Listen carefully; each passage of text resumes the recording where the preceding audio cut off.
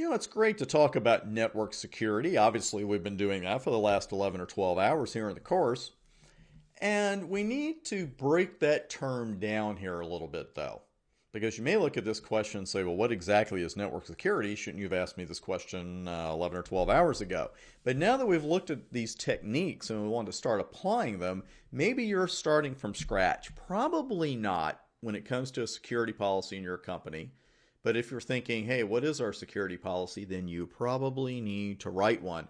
And we're going to talk about that here because what exactly is network security? And the thing is, what are we doing? What are the objectives? And the more specific you are here, the better off you are. Because you don't want to say, well, my objective is to protect the network. Well, okay, but specifically, how are you going to do that? Because if you hand somebody a report in a meeting that says, we're going to protect the network, they're going to say, really, how? You better have some answers, preferably in writing. How are we going to know when we've achieved these objectives? That's also where logging can come in because you want to be able to say, well, we had this suspected attack come in, packets from 0000, or these packets coming in trying to overload our server with TCP handshakes that we thought would never be completed, so we picked those packets off. That's the kind of thing you want to be able to say. How will we know when we need to improve it? Well, unfortunately, the answer to this can be unfortunate. It can be, well, we had this problem come in or we had these suspicious packets come in. We got to make sure that doesn't happen again. Who do we need to hire? And that includes a consulting firm. And I'm definitely not, trashing a consulting firm or anything like that because I've worked for them before, but they're not inexpensive. So you've got to know before you go to talk to these people, at least have a firm idea of what you want. What do we need to buy? You don't want to answer this question first.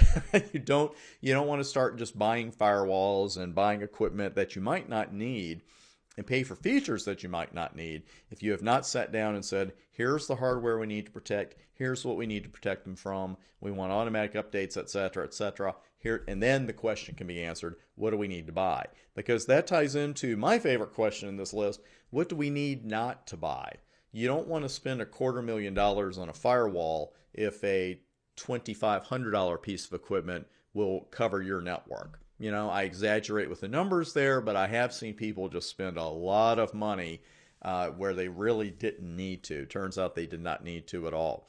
Because when you have all this in writing, it's like I mentioned earlier, you have a security policy. And I'm not going to say I'm speaking off the record here because there's a giant microphone right in front of me. But speaking off the exam record here for a minute, hey, I know that long-winded written policies can be dull to put together. It's not the most exciting thing in the world, but you got to have them. And frankly, today, even if you work in a medium-sized network, I know these are all relative terms, your company / school system, whatever, government office, you probably already have one of these. You probably already have a policy. But not only do you have to create it, you got to update it. It has to be a dynamic document. You can't just, write it and then just put it in a binder and put it up on the shelf and never look at it for a year. You don't want to do that. Now, 4 good starter questions for that policy. What are we protecting? And you should define specific assets because when I've asked this question, when I've talked to clients in the past, and well, what exactly do you want to protect? What are your most important devices? If they can't answer, you've got a problem. And they have a problem too because it's lovely to say, well, all of our devices are equally important. Again, off the record, no, they're not. I guess I should cover the microphone like that when I'm off the record. But, seriously, not all of your network devices are equally important. If you have a PC breached, that's one thing. We're not happy about it, but that's one thing. If we have a server packed with, say, confidential and sensitive medical records or credit card numbers, that's a lot worse. A PC getting breached in your network is not going to make the nightly news. It's not going to be on Network World.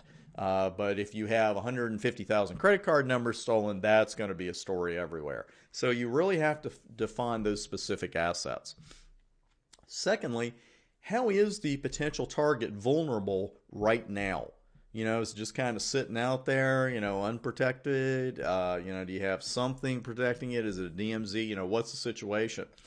Now, the third question can be a little tough to really define, or I should say define specifically, but who wants to damage it and what threat do they pose? What are you worried about happening to that server? What's your worry? And then the fourth question is, how can we prevent that damage? What can we do?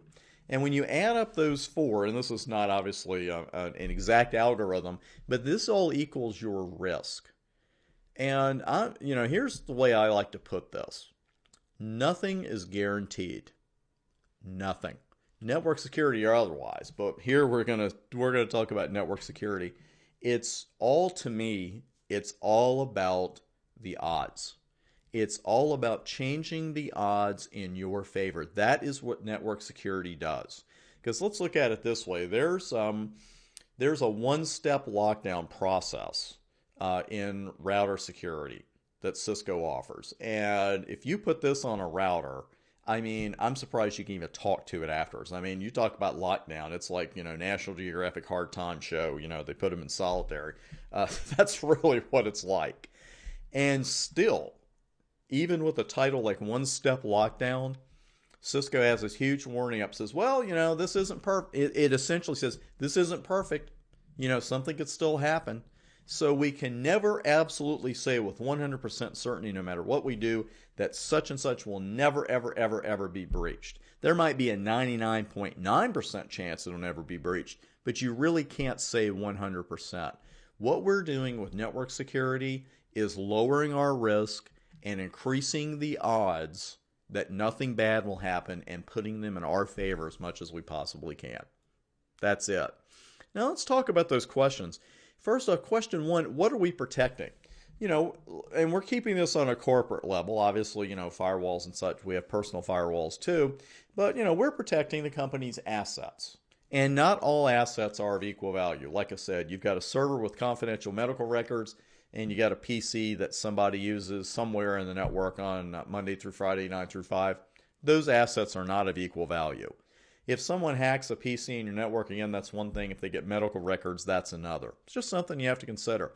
What vulnerabilities are present?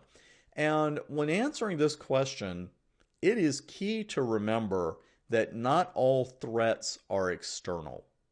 And this can be a harsh thing to say, but sometimes being in security can be harsh. It's really easy to look, and I don't care what the setup is. I'm using one we saw earlier in the course here. Dual firewall, right? And these are iOS firewalls. Remember that with the arrows on the bricks? And we've got a DMZ there. It's really easy as the network security administrator to look at all the threats from the outside.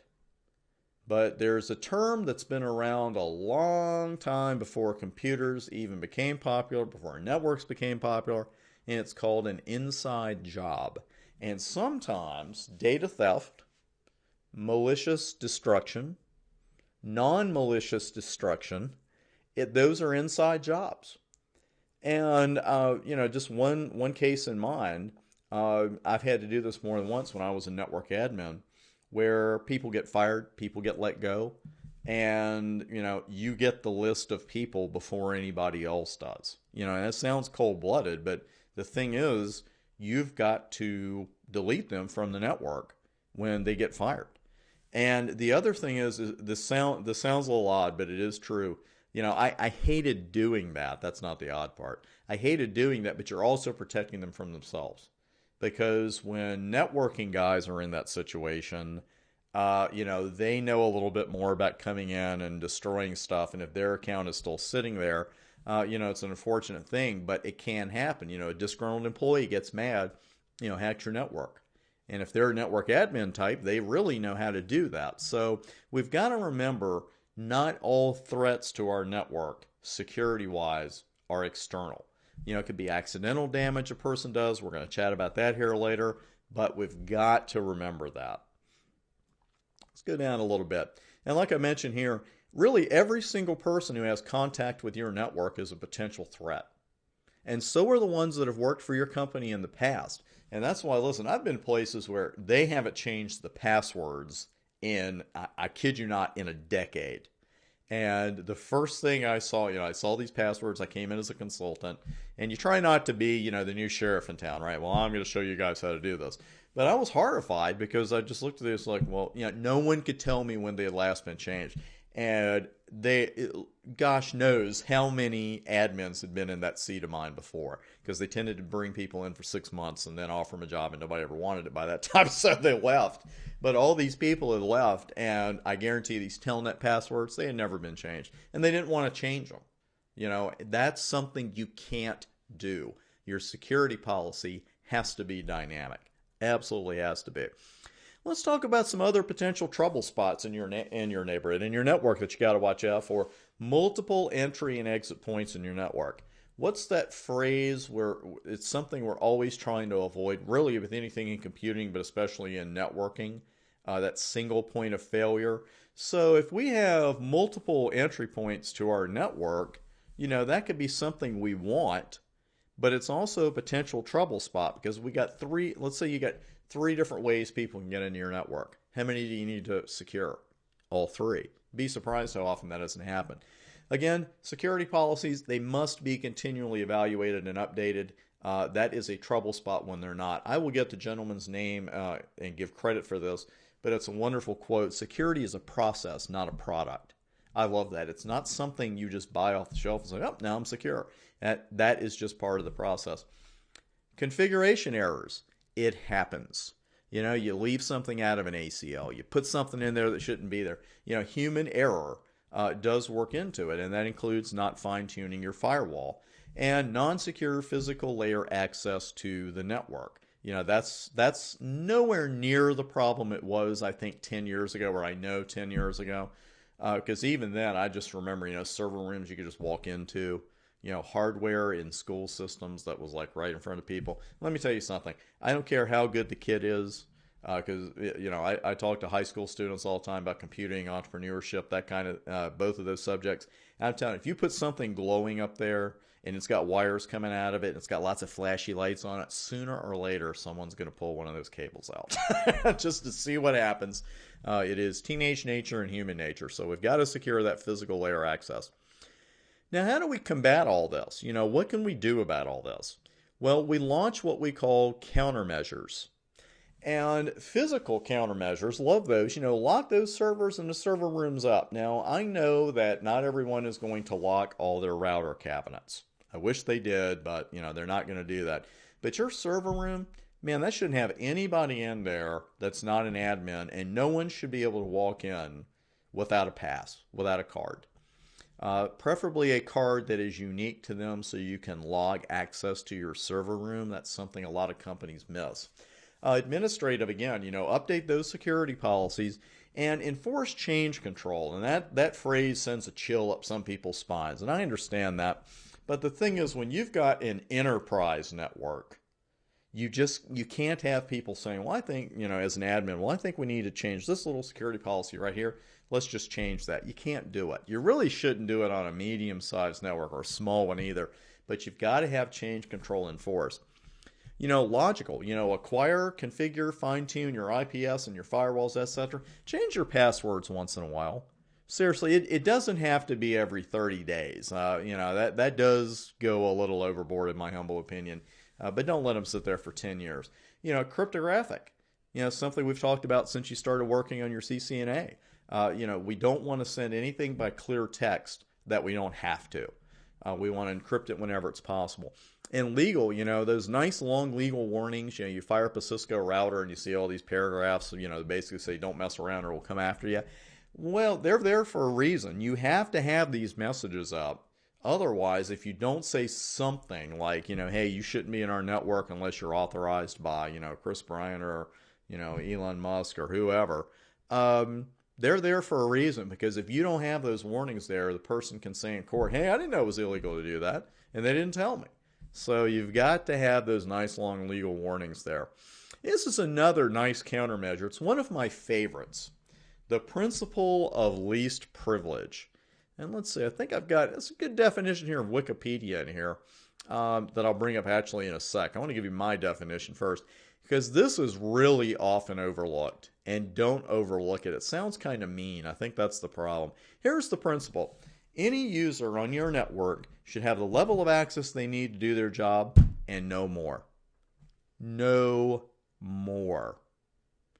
And this is something I used to see more of it than you do today, but it still gets to be a problem because what you want to do is tie an end user down to exactly what they need to do their job. And here's the key: when they have too much privilege, they can accidentally get into something they shouldn't get into, or they could purposely get into something they're not supposed to get into and just destroy it. And, that used to happen at one place I knew of with files, files and folders. Actually had people clicking on folders. They could see the folder and just say, well, what's in here? Well, if they're not supposed to get into that folder, don't let them into that folder. Because even if you have backups, it's still got to stop everything. Somebody's destroyed a folder they shouldn't have been in. They had a great way of putting that here. Yes, because this principle does not only apply to computer security, it's also used in coding. But I love this. The principle of least privilege is widely recognized as an important design consideration in enhancing the protection of data and functionality from faults and malicious behavior. To me, that's a nice way of saying when you tie people's access down to what it's supposed to be, they can't screw up stuff they're not supposed to screw up, and they can't destroy things they're not supposed to be able to destroy. So whether it's malicious or not, we're still tying them down. So, again, it's after all, don't give everyone in your network full access to everything. Most of us don't do that anyway. But classification levels for data in servers, it's a good way to start securing that data. Because whether you call your top layer, confidential or top secret, or if you go from top secret to general, it doesn't matter. Different companies and different types of organizations have different names for these access levels, but they all come down to the same thing. Who should see this? Is it everybody? Just a few people, maybe a certain group? Very few people? Or practically nobody? If you've got a practically nobody folder, don't give everyone access to it. That's really what that boils down to.